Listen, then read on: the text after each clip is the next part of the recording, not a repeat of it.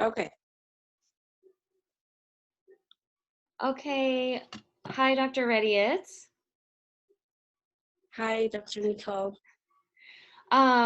So I've just hit record. We sort of talked about this interview a bit before, but thank you for spending your precious time with us and for allowing me to record this interview.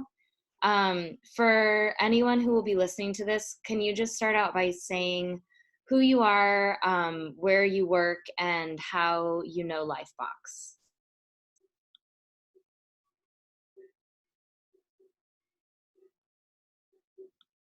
Um, I am Dr. Rediet Shimeles.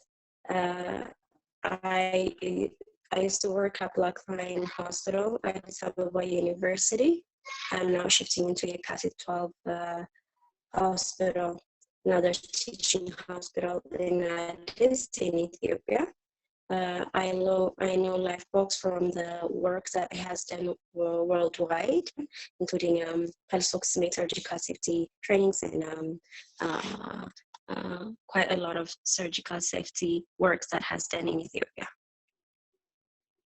Thank you. And can you let me know where are you now and what's the current situation regarding COVID-19 in Ethiopia? Like I told you, Nicole, I'm in transition to Yekatit. I was on maternity leave for a while, and I'm now shifting to Yekatit. So the details of what's going on in Yekatit, I don't know, but some of the things that are being done in Blackline, I do know. Would you tell me then more about what the preparation has been like at Black Lion? Um, so in Blackline, quite institutionally on the management level, a lot of preparedness is being done, like a team, an emergency preparedness team has been organized. That's the first thing. And then an isolation area has been designated for COVID-19 patients. We haven't had any positive patients yet, since there is a separate unit at Ekakotabi for confirmed cases and also isolation center for suspects. So once this preparation is actually made for once there is a huge widespread community widespread COVID transmission and isolations in areas has been made, elective surgeries have been postponed, and now we're doing elective surgery, only emergency surgeries. And also, there's a lot of communication, most of the communication through meetings and also emails suggesting, psychological preparation of the team, and physically, moving the working environment to a separate building where others can be treated, other non-COVID patients can be treated, and also designating a team that will be working on COVID-19, and also a call has been made for the entire healthcare workers in Blackline for a possible deployment. These are some of the things that I know that are being done in Blackline. It sounds like you guys have been working really hard on the preparation. Okay, sorry. No problem. So, with your work as an anesthesiologist, what do you have particular concerns regarding COVID-19? Yes, I do have. I do have a lot of concerns. The first thing is that we don't have adequate personal protective equipment. I don't know how, because even for routine cases, for example, face masks that are being given to perioperative team, we don't have adequate number. Even for routine cases, we don't usually get them even on a daily basis. Sometimes you don't even get them for a day. And how we're going to deal with this when the pandemic comes, that's going to be a huge issue for me, especially personal protective equipment. And there aren't so many of us anesthesia care providers, anesthesiologists, anesthetists, so online physician anesthesia care providers. There aren't so many of us, but we'll be deeply engaged in management of such patients. And I'm really worried about availability of personal protective equipment, and I worry that we may end up, most of that end up getting the infection or being isolated. And, that's going to be a huge issue for us. One is personal protective equipment. The other is the availability of managing, such patients. Mechanical ventilators is going to be a huge issue for the entire country. The Ministry of Health has reported about 400 or so mechanical ventilators. Imagine it's more than 110 million population. And if, at least, very few percentage of the population even gets infected with and comes and requires intensive care therapy, we will definitely have a huge problem with mechanical ventilator availability. And that's in the worst case scenarios. And for written, even for moderately ill patients, we may have a shortage of oxygen, like oxygen cylinders. Most institutions use cylinder-based oxygen treatment cylinders, not pipeline. So that's going to be an issue for us, let alone the critically ill, the moderately ill patients that require hospitalization in oxygen therapy will have issues with that. Equipment related with oxygen therapy, like oxygen administering masks, are going to be issues that these are going to be basic.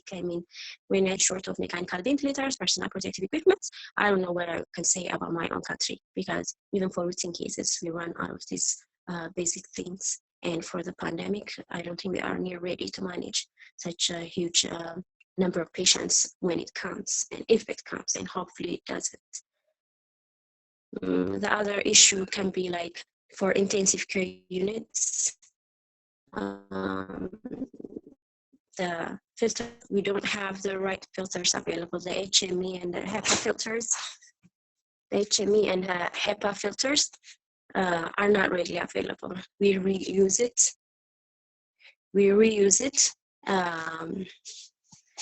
Just hold on.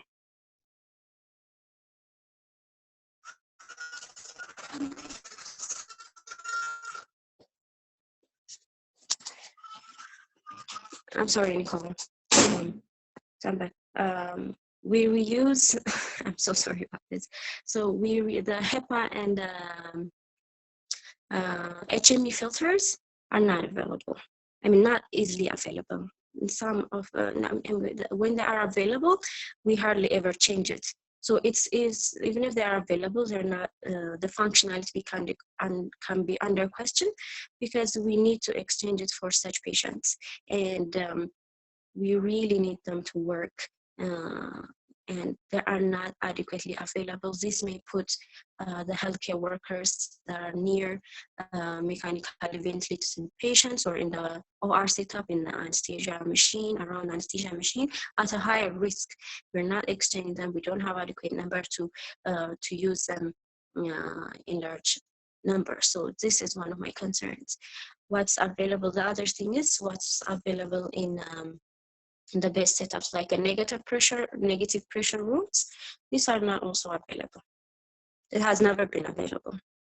So I think the healthcare providers in low resource settings, even if provided with the right personal protective equipment, will be at a much higher risk to contract this virus than other places. Even with the provision, I think it's highly unlikely that the healthcare providers will be provided with all the necessary personal protective equipment they need. These are some of my concerns. So you highlighted so many systems level issues that are going to be challenging for you to practice in Ethiopia. And Yeah. at the hospital level, it sounds like, you know, the infrastructure is not set up to have isolation or negative pressure rooms.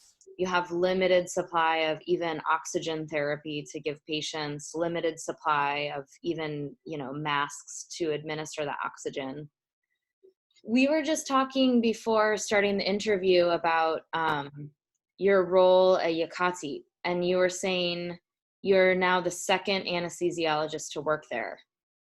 So for 2 anesthesiologists, how many people do you think you're expected to serve as your catchment population?